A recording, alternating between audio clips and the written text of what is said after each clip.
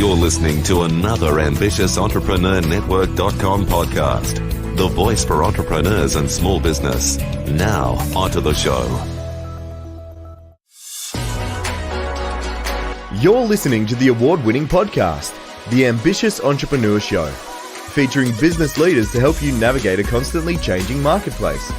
Want to become known as a trusted authority while building a thriving business you love? The Ambitious Entrepreneur Show will show you how. Here's your host, Anne-Marie Cross.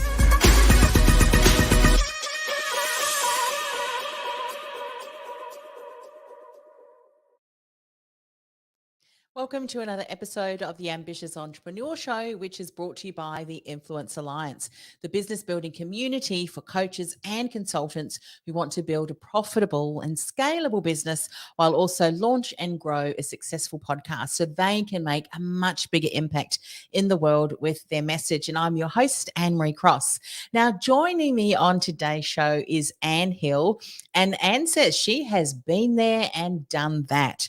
And through doing that and being there, she's created her own agency and is now helping other business owners create their agencies that allow them to thrive in their zone of genius.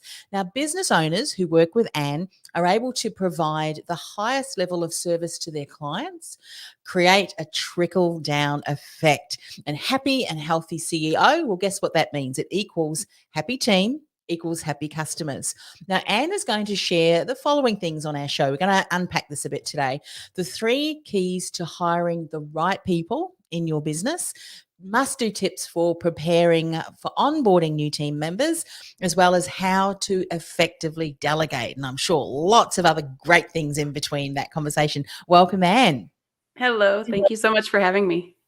Oh, you are welcome. Really looking forward to unpacking this conversation because, we can talk about all of the success principles and strategies and tactics and all of that. But as solopreneurs, coaches and consultants, there comes a time where to build our business, we need to be able to onboard team members. And then we're talking about an agency. And of course, an agency is where you have a lot of team members helping customers, and there needs to be things in place. There needs to be certain mindset, all of that. I'm sure that where you are today is because you're now providing the support that you probably really required as you were growing.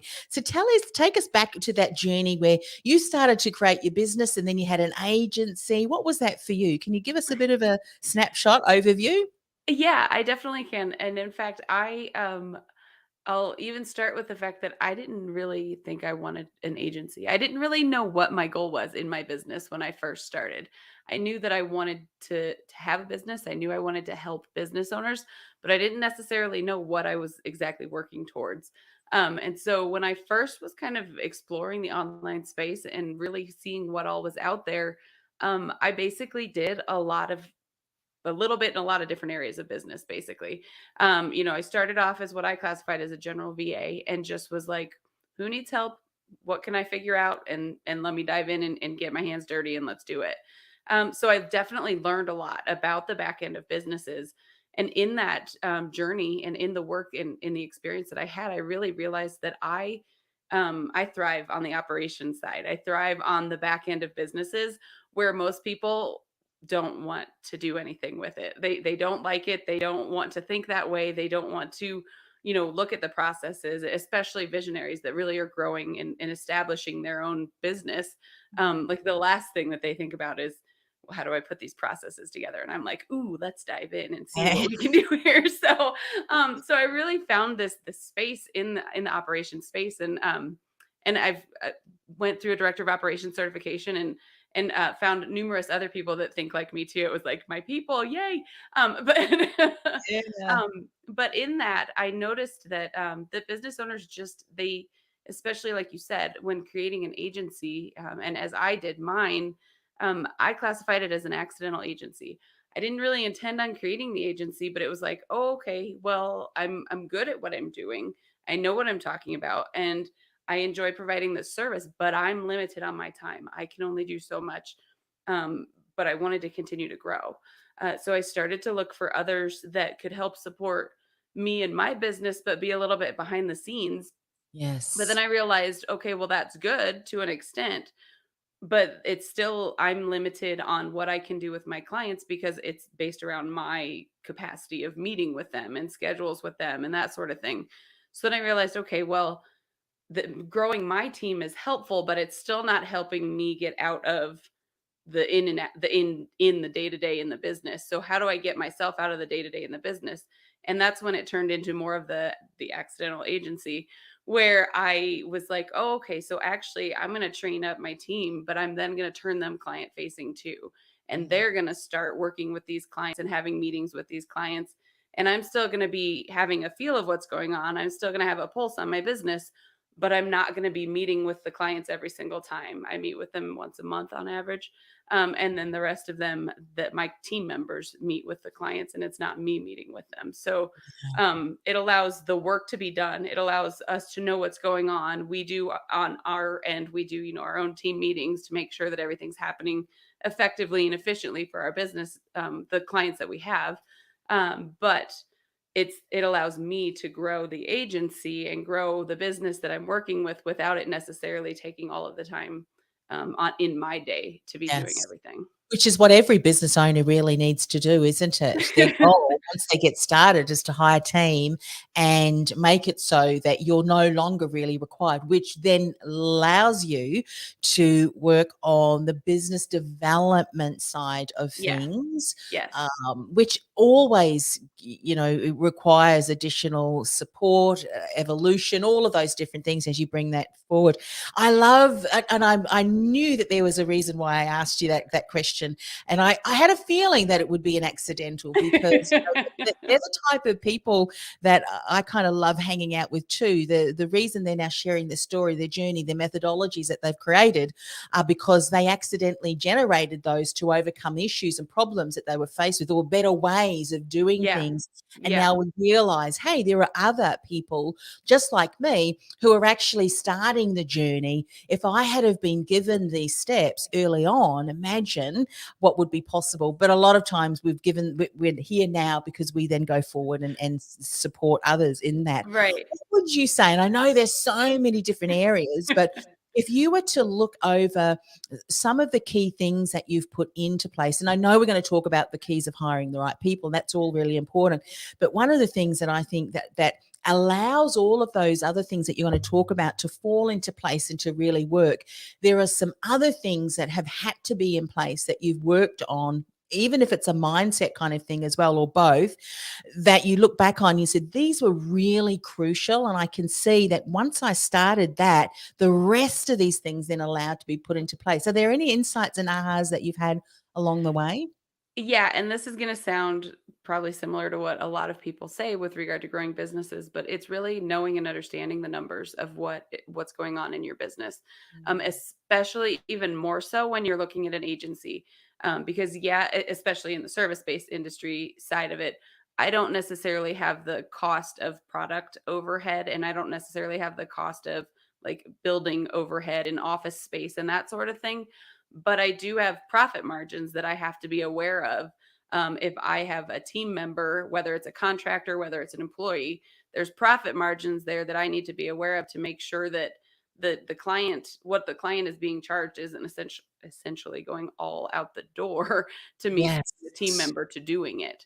So I have to be mindful and aware of, okay, well, how much time and energy are we putting into the client work, and how much time and energy goes into the team member doing that work, and then on top of that, what am I still doing with that too? Because in reality, there's an element of, with every client that we work with, that I still am touching in some way.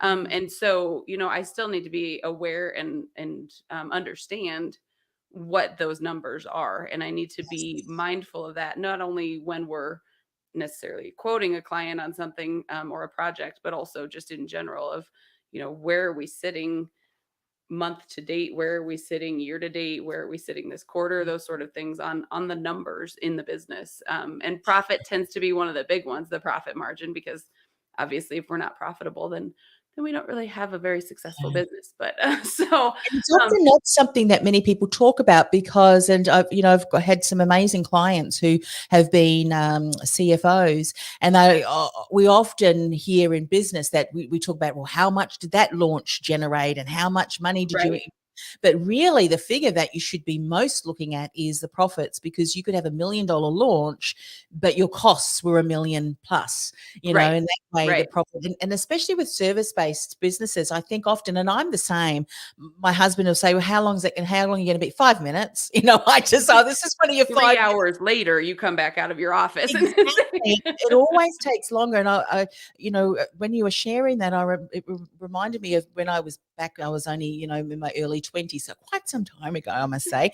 But we worked for a product manufacturing company, and I remember we were manufacturing these little gazebos made of shade cloth, and you had your components, but there was just something that wasn't adding up. And one of the project managers said to me, would you cost that for me? So what I actually did, and I'm going to ask you, what are some of the things that we need to consider when we're costing it? I actually sat down with one of the fabrication managers, and I went through what are the stages that you go through, what components, how long should it take? And as I costed it out and added it all up, we realized we were selling it wholesale. We were manufacturing for someone else at a cost that far outweighed what we were charging. And that was why the figures weren't adding up. So similarly, we may have a client in an agency, and if we're charging out to say $100 for the sake of it, but in actual fact, it's taking a lot longer because we hadn't budgeted it in certain things, then at the end of the day, the profits they're not going to show. So when you're thinking about that then, what are some of the things, the components that we have to look at when we're kind of going through the structure of pricing and what we need to look out for? Are there some key factors that we need to write down and say, you have to monitor these regularly? Well, there's definitely the awareness of just what your fixed costs are. So whether that's the tech tools, whether that's your web hosting, whether that's a certain platform, if you have a program or a course or something like that, there's typically fixed costs that you have in your business. And then you also have to take those fixed costs, because a lot of times people will say, okay, if you're, an example that I hear a lot, and in all honesty, it's fairly accurate. When you're bringing on, excuse me, contractors potentially in an agency, no more than 30% of what you're bringing in should go to that contractor is a number that I hear fairly often. And I would say there is some truth to that, but you also want to be aware of, that contractor coming in, excuse me, that contractor coming in, they basically didn't do any sales or marketing for that client coming in. They aren't providing the tech tools and the systems and that sort of stuff. Like, those are costs that you as the business owner are taking on and bringing in the help for them to provide the service. But there are elements that don't go into that contractor or that subcontractor doing the work that you as the business owner are going to be still footing the bill for, essentially. Yes. And so keeping some of those things in mind of just what are my fixed costs monthly, and then what is it costing for this client? What did I quote them at?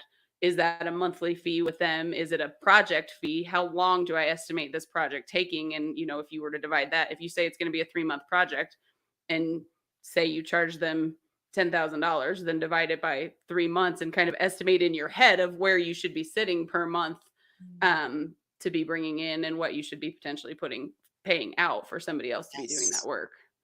Yeah, good things to consider, because, if I recall a couple of conversations I had with a colleague who won a contract, and it was a very good contract, but with things that are on her plate, she needed to have alongside her a team member who would work and did a lot of the support and so forth. And she ended up saying, I actually paid my contractor more than I had budgeted for, because I think sometimes we all do this, although we probably shouldn't. We may spend a little bit more time with our customers because we just want to do that.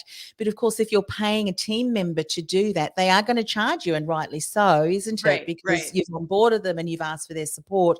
And these are the kind of things that, if they happen just once, is it slipping through the crack, and are we taking on too much time or not allowing too much time? So these are all very important things to think of, because you're right. You could take on extra team members, but at the end of the day, it's actually costing you to take those team members in place. So let's have the right things in place. Let's know our numbers. Let's talk then about hiring the right people in your business with the mindset of that these people are eventually going to be customer facing, because I think there's a difference between hiring team and then hiring team and letting them connect directly with your Oh, yeah. customers. There's a Yeah, lot of trust definitely. in that, isn't it? Yeah, you have to feel, I mean, you have to feel 100% confident in these people being able to, speak your brand, speak your business, and feel comfortable with you not being a part of those meetings, and really truly trust those people. I'm not going to tell you it comes overnight either. It typically takes some time to build that rapport and that relationship and really feel like you can let go, which is a little bit of the mindset side that you had mentioned earlier. In fact, I would say when it comes to bringing on team members, whether they are in an agency and will eventually be client facing, or if it's even just bringing on team members and you're delegating to them work that needs to be done in your business, there's a mindset side that has to be dealt with first and foremost before you can ever really move into that next step of growing and scaling your business. Going from that solopreneur to that first hire is probably the biggest part of it. But then I would say that I don't know if I would classify that as the biggest part of it now that I just said that. I think that is the first hurdle that you're going to run Yes. into. But the biggest part to really let go of is really when you have another expert that you're bringing in Mm, and expecting that expert to really follow your strategies, follow your systems, follow everything that you have created in your business. A lot of times what I think of is like if there's an ads agency and they might have another ad account manager that is, creating ads for a client. But at mm. some point, the business owner isn't going to be able to be the only expert in the business. At some Yes. point, you're going to need to bring in other experts that are skilled in those same areas as you, as the business owner, and as the service that you provide. I see this with business. I've seen it with a couple of business coaching um, people that I've worked with or had as mentors, that sort of thing, where at some point for them to grow their business, they had to bring in another coach. Because there's only so much time that one person has available. And so if they want to continue to grow in a certain way in their business and provide a service a certain way, another expert is needed. Yeah. And I think that's really the biggest hurdle, is when you finally are at a point where you're like, I need another expert, but there's going to be a whole mindset side of, is somebody else going to be able to do this and still stay on brand and still speak the way that I would and support the clients the way that I would. And I would answer that to say, yes, you can find that right person. It may not happen overnight, but you will find that right person, if that's how you're wanting to grow your business. Yeah. One of the key things I think that when you're thinking about any team member, or even, as you say, onboarding an expert who is very much going to take the role of working with clients, but, client facing with coaching and so forth, is, and I'm going to ask your insight on this, but one of the things that comes up for me, because I've also seen this as well, is that often the area where there could be an issue is because there hasn't been clear communication on what are our Oh yeah. core Oh yeah. values. You know what I mean? What is being on brand? What are the expectations? Now, of course, everyone brings their own personality style to that, but Oh everyone is yeah. still on the same page, isn't it? Would you say that often the issue is because there is no clarity, there is no definition of, what is good, or what is excellence? This is what we're achieving, and that needs to be documented and really communicated regularly to the team? Yeah, and also reviewed and updated as things change and as businesses evolve and that sort of stuff too.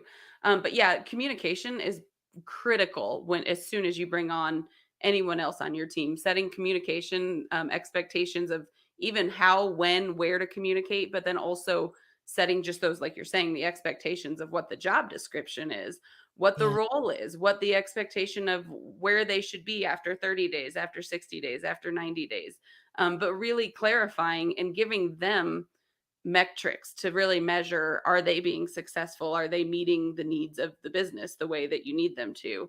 There's so Yes. many different ways that you can dive into that whole process of onboarding a new team member, and also of just setting up those those the structure really is what it is. The structure of how you're hiring, who you're hiring, when you're hiring, all of that sort of stuff. Yeah. And I love the way that you were saying, when you started to onboard team members, that could be great. But you get to a point where you actually look at, well, hang on, now I've actually become a project manager of all of this team, which is Yeah. a whole other issue. Yeah. And I'm kind of future based because you think that, but then you can hire someone that's facing, that's also internal customers, your team facing. Right. And Right. there's qualities of people too, that some are just made up that way. They're gifted, they're created that way to do that. What are some of the things that you have found to be really helpful when you're thinking of attracting the right type of people for the right role? What are some of the things that you've seen work really well and that you do? So, as a business owner, it is critical that you have a good, clear understanding of who you are as a business, what your brand is as a business, and also what your values are as a business. If you know where you're trying to get to and where that vision is, and you can clearly describe that to somebody else, they're either going to be on board with that or they're not going to be on board with it. The ones that are on board with it, those are the people that you want to keep talking to.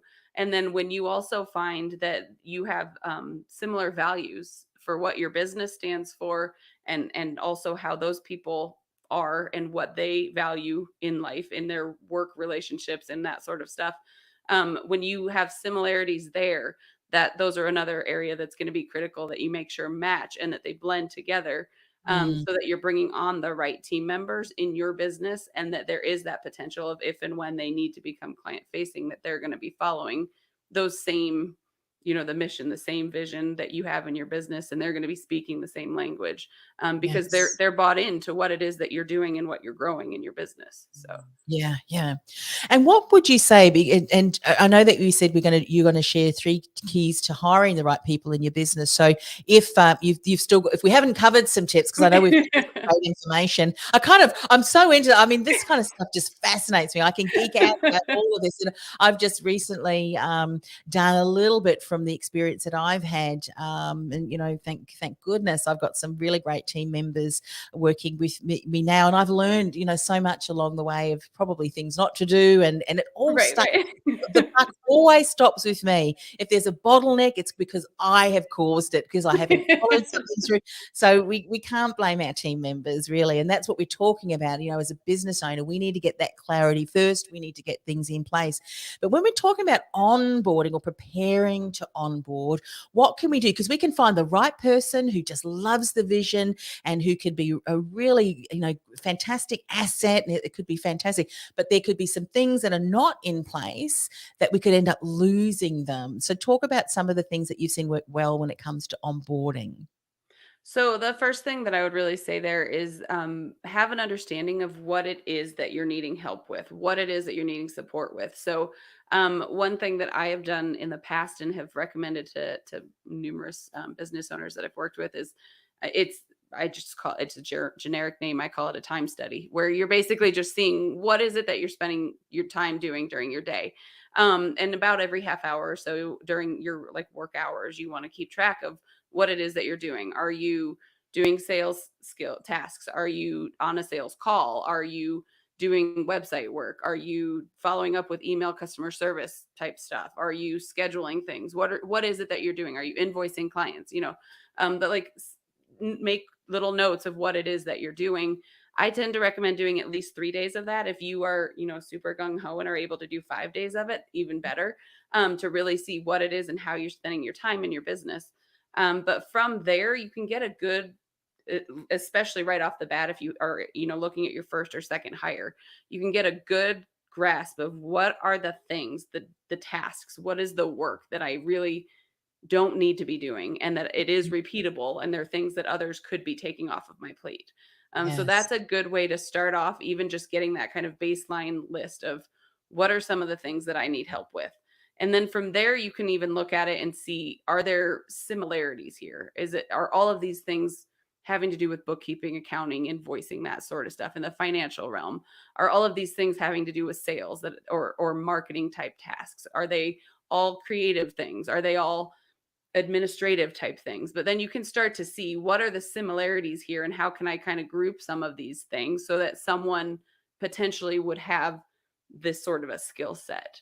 And Yes. then you would be starting to look for people as you're putting your job description together and that sort of stuff, which definitely is recommended that yes, I have seen, and I'm sure numerous people have seen those posts out there where it's like, I need a VA tomorrow. Like, it's like, well, give me a little more information here. Exactly. What is your business? What is it that you stand for? What sort of help do you need this VA to be doing?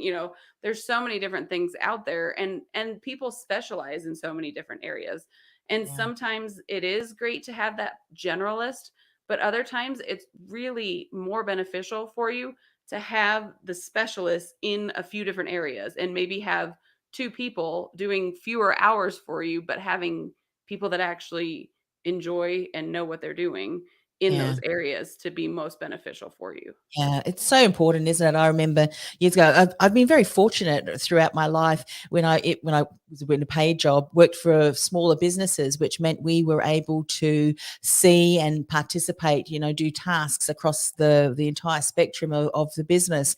And one of those things, and I was really interested is, human behavior and just what made people tick. Why is Mhm. some people work really well in that role and not in others? And we realized that there are the personality, the makeup of that person, resonates more to one particular task. And I've even noticed it in myself too. I'm one of those people that will work for a set amount of time and I'm just on, focused, but then I have to leave because I cannot be working at that level consistently. And so what I need to be mindful of is to watch the conversations and the interaction, even online, because that will wear me out if I don't have a break, if I don't have that time, Yeah. freedom of just being able to sit in my own thoughts. And I share that because, as business owners, we need to know where we work really well. Who do we need on our team? Is someone else that can be completely the opposite of me, but then add value? Because so often we think that we want to hire people who are very much like us, which we don't actually, because then you have a That's lot of what I was gonna people who say. are I in a certain actually area, there's don't gaps, recommend isn't that. there? So speak a bit more about that. That's important to recognize because, right person, right role, right structure. They don't have to work for 8 hours or whatever. It's just finding a blend that works really well, isn't it? Yeah, and in all honesty, you want somebody that is not the mini me. Like, you really don't want someone exactly like you. You want somebody that will complement you, Yeah. and that has some additional skill sets and characteristics that might not be the same as you, and that are, like you said, not necessarily polar opposite, but like are going to be different. In all honesty, there's a level of support that you want in your business at some point that's going to challenge you a little bit too. Like, you don't want somebody to just say yes to everything that you say and that you put out there. You want somebody that might question it a little bit, and I mean, not in an inappropriate way, but like, you want somebody that says, I think that's a great idea, but should we do that right now, or do you think that might make more sense for us to plan out in Q3 or Q4? Or that's a great idea for the next launch, but it might not be the right thing to add to the launch that starts in a week. Something like that. Just looking strategically at the business and giving a little bit of a different perspective. Yeah. I think is very beneficial and valuable at a certain level of the business that you Yeah, I need think that that's level of important, isn't support. it? Yeah. If you're working with someone from a point of view of operations and the technician, the person who's doing things behind the scenes, you work with the visionaries, isn't it? And it's always like, hang on, we just need to bring it down. Right. I know you're going to build the Titanic, but let's start off with that, 12-foot yacht first. Let's get that going first, and then we can build the Titanic. But Yeah. yeah, I know what that's like. And you know what? I think once we recognize that and we give ourselves permission to, well, let's just laugh about it a little bit. And, when you can remind me, because I'm a bit like that. Let's do this and this. And I remember a colleague saying, yep, that's great, Anne-Marie, but let's just focus on yep, okay. We'll do that in it. And you find a way to work that way, I think is Yeah. important. Yeah. Uh, yeah. Otherwise, you'll all end up, unfortunately, all kind of going around and around. I think, as we said before, communication is really important, and having some, well, not rules, but specifications, if you will, expectations. That's the word I'm looking for. Yeah. The amount of times that I have someone's mentioned something to me, oh, that's a really great idea. And then all of a sudden, once we start mapping out, and I think, oh my goodness, I thought it was only going to be this amount, but all of a sudden it is like a Titanic. I think we need to do a recheck and see, let's see if we can come to some common ground. Mhm. These things are regularly need to be checked. So when we look at then, we've onboarded team and we want to maintain that this team is working well together. What do you see working really well as team getting together? Not that you have to have the whole team going together, the administrative tasks, the team and so forth, but maybe from an operations point of view, you would. What are some things that have worked well as far as regular team meetings, getting together, expectations? How are things going? What's working well? So I do definitely feel like a meeting with the team at least every couple weeks, if not every week, is beneficial because it is needed for people to just remember, oh, there is another side of the business other than exactly what I'm doing here. Like, you want to make sure that they know as a whole what direction is the business going, where are we, shifting, where are we potentially pivoting, where are we staying the course, and just getting a feel of exactly what everybody's working on and how you can support each other. Oh, you've got this, website that's going out on Thursday. Let's, make sure that we are there to support the behind the scenes side of it if anything needs to happen, or if there's a launch coming up that you want to be very mindful of, just the added elements that go into that and the people that are in it a lot more than potentially others that are not as involved in those areas of the business. So there's definitely the need for people to just have that broad understanding of what's going on, how can we help support you, how can I potentially, not add 5 more things onto your plate when you are already going to be working until midnight because of this launch anyways, like that sort of stuff to be thinking of and being mindful of. And then also, like I said, where my team and we work in kind of that management level role when we're in businesses that we're working in. And so a lot of what we are doing behind the scenes too is having some of those just quick, whether it's a message on Slack, whether it's an actual meeting, whether it's email communication or Voxer communication, depending on the business, on how things are designed for the communication methods. But those are just some of the different ways that we will communicate with team members. But we'll be checking in with them more often, typically at least weekly, if not a couple times throughout the week, of, hey, how's it going? How did this work out for you? How'd that sales call go that you had? Anything extra that we can do, or was there any area that you feel like you need additional training? Is there any area where you're feeling like you're getting stuck? We're checking in with the team members just to make sure that they're feeling supported, that they're feeling heard, that they're feeling valued. And then of course communicating anything that needs to be communicated back to the business owner on areas where potentially additional training might be needed, or areas where, hey, this went amazingly, and did you know X, Y, and Z happened, and this is the person that was responsible for making that happen, and did you see how well this customer response was and this testimonial that we got out of it because of this happening? And so we're kind of behind the scenes shifting and moving things around and checking in with people, but that level of support helps the business as a whole and helps It the business does. It grow. does. I've heard, and you mentioned one of those tools is Slack, and I've heard about it for a while. And it's been probably in the last couple of months that we've integrated that into our team communications too. I have to say, I love it. I love it. And one of the reasons is because there's a private messenger aspect. So you can talk privately to team, but Yeah. then they can also have, what are the categories or so forth, where you get a number of Channels different is what they call channels. them, but yeah. Thank you. So we, particularly, we've got for the podcast network, we've got someone who, and you've probably connected with her, Mira. She's just relatively new, doing amazing work, and our editor and so forth. Now, where our editor is, he's in South Africa. They're having issues with their electricity, where it's cut off to there's a certain term, and there's been times where he just hasn't been able to connect, and so I can see them having conversations between the two of them and so forth. And it's a great tool. And again, it's finding what works for the company, isn't it? And then leveraging it as best as possible. So there's that involved as well. There's the team we talked about, but there's also technology.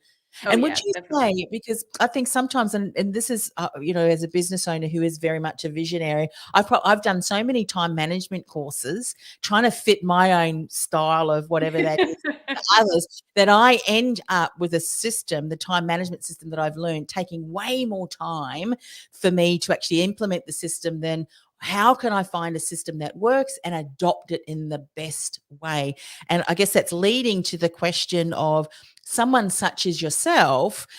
That's why one of the added benefits, isn't it, to you to be able to recognize, well, look, these tools work really well for the kind of style and who you are and where you see your business going to. Because there's a lot of tools out there that we may not realize can work Oh well yeah. as well. Yeah. There's too many tools, in all honesty. I think sometimes people get overwhelmed with just how much is out there. And so one thing that I wanted to emphasize just with regard to Slack and communication and that sort of stuff is that there is a difference between project management tools and communication tools. And sometimes the lines can get blurred a little with what goes where. But it is critical to have a good understanding of if it's something related to a specific task, a specific project management item, that communication for those tasks go Yeah. typically in a project management Yeah. tool, Like versus other. Asana or something like that. That's not Slack, what we're Yeah, talking about. Yeah. versus some sort of a side conversation and just checking in on, or even sometimes it's like, "Hey, did you notice that I posted something in Yeah. ClickUp?" Or, "Did you check the messages or check the tasks that I just put in there?" type thing, for people to know, but for people to know and understand and differentiate, like, communication tools versus project management tools, and the need for both in various businesses, and then knowing what needs to go where and making sure there's a clear understanding of that with the team, because very often I have seen, unfortunately, times when I've come in and tried to clean up a little bit with it, where Slack becomes where everybody communicates for project management tasks, for what updates on what's going on, statuses of things, and it's like it can get very hard to know what's going on and where things are happening versus keeping track of some of that status update type stuff in your Yeah. actual project Yeah. management tool. Um, Makes so much sense, because that would which be something that you might put on a team training portal to say, this is Yeah, where we do our project management. This is where, what is it, define it and establish the boundaries, establish the expectations. And I think then when you onboard people, they naturally can then take that on board. We have just scratched the surface. I know. I mean, I can geek out because I love all of these things, the tools and stuff like that, and and it's all about, as I said, it's all about that kind of, I call it layered learning, and then putting the foundations across. Yes, we want to build the Titanic, but how about building a really good, solid yacht, and then adding the pieces that work for us? Because I'm sure you've seen that there are some wonderful tools out there that work really well, that aren't necessarily have all of the bells and whistles, but sometimes you can adopt some of these big tools that end up, they manage you, if that makes sense, rather than being yeah, helpful. They hinder you, can't they? yeah. So there's a clear balance that's needed for that, or understanding anyway. Yeah, and I typically will start off with a business on seeing, what is it that they currently are using, and is what they're using working for them.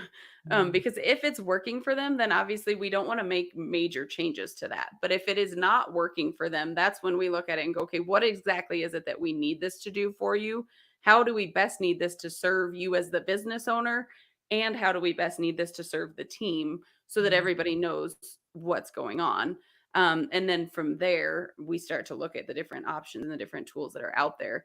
But yeah, I actually also feel like a lot of times the all inclusive tools, the like one and done type stuff, typically nothing's that good, unfortunately. I haven't found one that is just the ultimate, everything is included and it does everything that I want. It seems like there's always something that is like not quite where I wish it was, or a certain platform is a little bit better than another type thing. Um, so I don't necessarily think it's a bad thing to have a few different pieces, but I mm. also think it's important to be looking at, especially in the technology side of it, looking at what is potentially allowing for automations and streamlining some of the processes and what doesn't allow for automations. Because there is and there are ways to automate still while still including like human touch and human Yeah. contact and not automating it to the point that you're never communicating Yeah, with a yeah. person. There's a balance isn't there, and that Yeah. balance is dependent on a number of different things. Yeah. But one tip, what would be one final tip that you would share around effectively delegating other than just get out of your own way and do it? I mean, get over yourself, you can. Yeah. But what would be some, one tip that you would leave people with when it comes to effectively delegating? I think the other than the mindset side of it, like we talked about earlier, because they're definitely the first part of delegating and effectively delegating truly is having the mindset that you number one are willing to let go, and number two that somebody else can do it probably as well as you, maybe even better than you, if that's their only focus. So just something to kind of keep in mind that when it's not my zone of genius, I guarantee you somebody's going to do it better than me. So when it comes to Yes. marketing, it's somebody's going to do it better than me. It's just how it goes. It's marketing is not my zone of genius. So being open to that, first of all. And then second of all, when delegating, focus on the outcome and focus on giving somebody a little bit of that kind of decision making autonomy of in that task that you're delegating to them. Don't set up your circle or your delegation and your systems in a way that it's always circling back to you as the business owner, Okay. because that's never actually going to get you out of doing it if it's always circling back to you needing to verify and you needing to move things to the next step. Yes, yes. Get yourself out of the circle, right out of the Yeah. circle, Yeah. which is true because otherwise, if you've got 10 team members and it's all every single delegation circles back to you, again, you become the bottleneck. Yeah, circle, put yourself outside that circle Yeah, and exactly. empower them to be able to do that. Of course, if there's something that needs to be addressed, they know that they can connect with you. But great tips. And as we said before, we've just scratched the surface. We could probably talk for a full 8 hours and then unpack so much more.